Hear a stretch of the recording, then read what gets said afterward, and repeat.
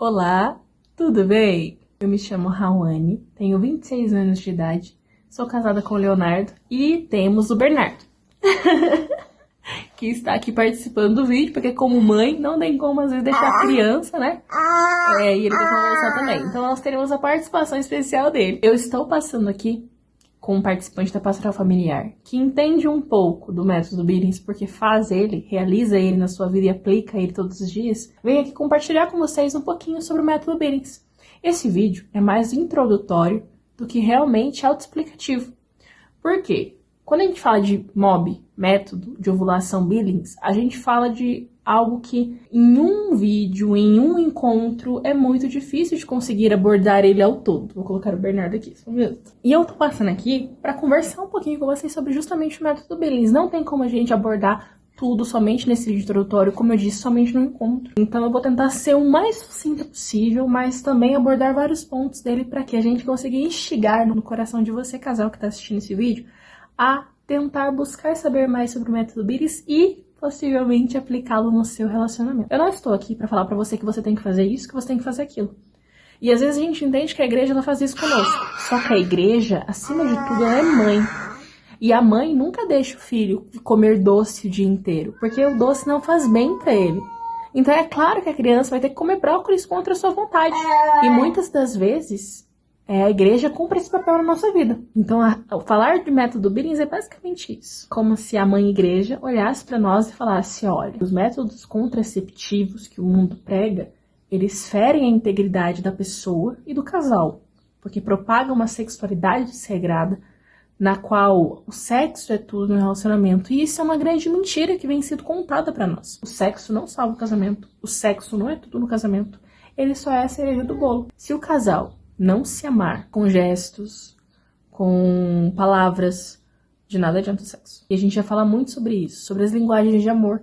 Porque o método Billings, eu falo que ele é o método perfeito de amor. Ele nutre o amor um pelo outro, né? Dos cônjuges. Então a gente passa a amar mais o outro porque a gente não enxerga mais ele como objeto. Tá, Rawane, muito legal essa introdução, mas vamos falar sobre o método Billings. O método Billings, o método de ovulação Billings, o MOB, foi criado pela doutora Evelyn Billings e John Billings, os dois casados. A doutora Evelyn um dia estava observando e percebeu que o ciclo dela tinha fases.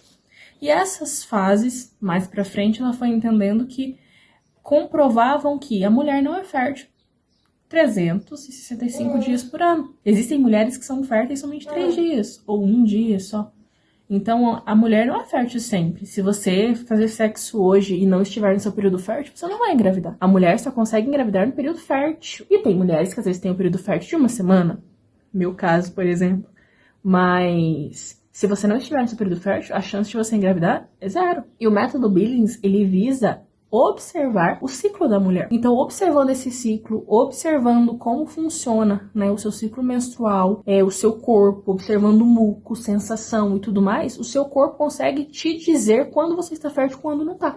Eu digo que a coisa mais fácil é identificar padrão de fertilidade. E de infertilidade também, mas mais de fertilidade. Por quê? Tem a sensação. No período fértil, a mulher, e você marido que está assistindo isso vai se identificar, não pode ver o marido tirar a meia. Tá tirando a meia, ela já... Nossa, gente, que homem maravilhoso. Gente do céu, ó, sobe até um fogo. Período fértil. A mulher não tem apetite sexual 24 horas por dia, todos os dias de sua vida. Então, no período fértil, isso se atiça mais. A mulher, ela tem mais desejo por sexo, ela tem mais libido. Justamente porque é o período que o corpo se prepara para a fecundação, que é gerar uma vida. O casamento, ele tem o caráter unitivo e procriativo. Deus quer que nós geremos filhos, mas Ele também quer que nós nos unamos como casal. Espaçamento de gravidez.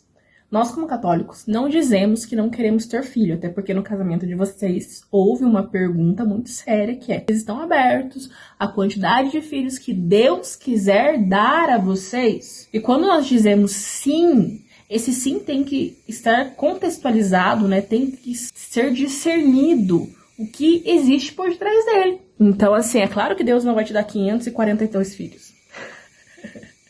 Ele conhece nosso coração, Ele sabe aquilo que nós suportamos.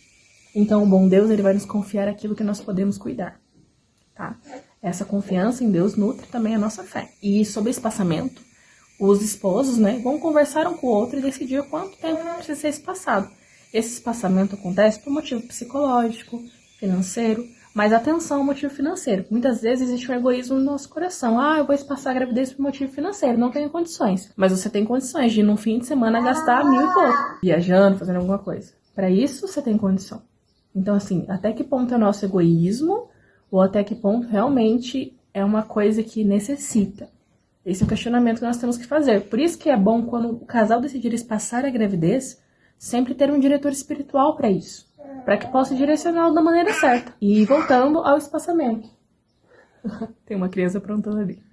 Nós espaçamos a gravidez, e daí esse espaçamento, tipo assim, Raoni, eu tenho 1 semana de fertilidade, 1 semana sem sexo. Aí o seu marido pergunta, mas o que eu vou fazer? 1 semana sem sexo. Eu vou fazer o quê? E aí que tá a questão. Aí nós entramos com as 5 linguagens do amor, que são eles: toque físico, palavras de afirmação, presente, atos de serviço e tempo de qualidade. Quando nós falamos das 5 linguagens de amor, eu gosto de falar sobre isso porque às vezes a gente acha que o nosso relacionamento vai viver de sexo. E na verdade não é isso. Mas as 5 linguagens de amor são um auxiliar necessário para os nossos relacionamentos. Porque, por exemplo, você conhece qual é a linguagem de amor da sua esposa ou do seu esposo? Mãe, mas eu nem sei o que é isso, linguagem de amor. Vamos lá. Linguagem de amor de presente. É aquela pessoa assim, que você parecer com uma flor que você pegou do cemitério e falar, eu lembrei de você. Ela vai ficar apaixonada, nossa, ela vai amar isso e ela vai levar pra vida dela. Agora, se você aparecer com uma flor pra quem é ato de serviço, a pessoa vai ficar olhando pra sua cara assim, ó.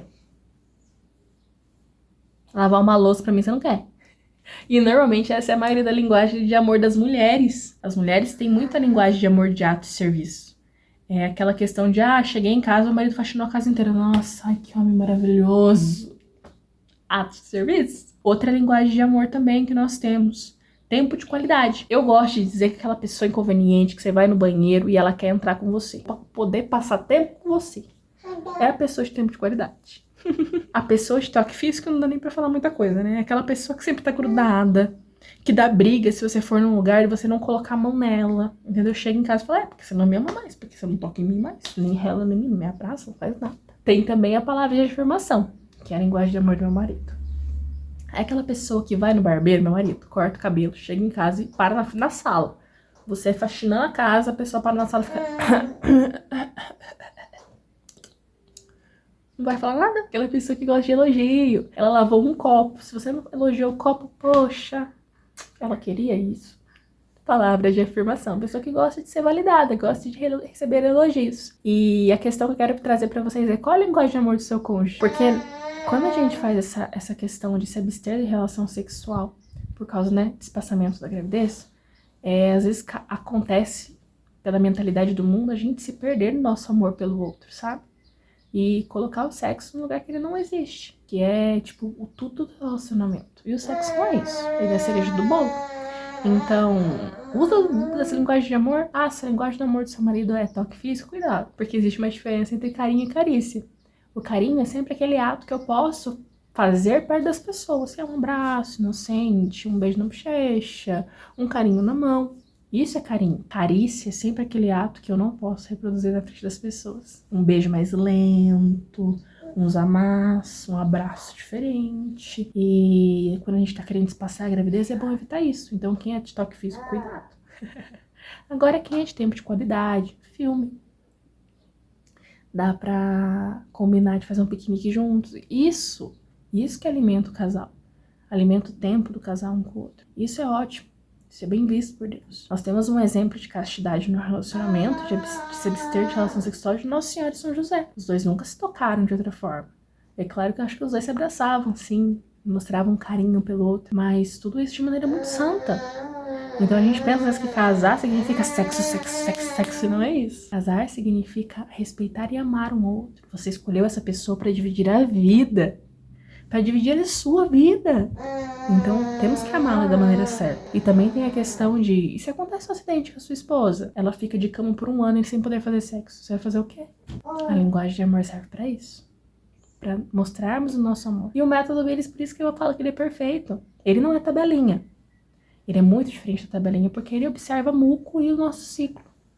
A tabelinha, ela só diz que toda mulher é fértil no 14º dia e é isso. Como se nós fôssemos todas iguais. E não somos.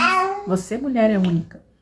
Então, eu espero que isso tenha motivado você a desejar saber mais sobre o método Billings. E qualquer dúvida, estou à disposição. Deus abençoe, um grande abraço, fique com Deus. Tchau, tchau.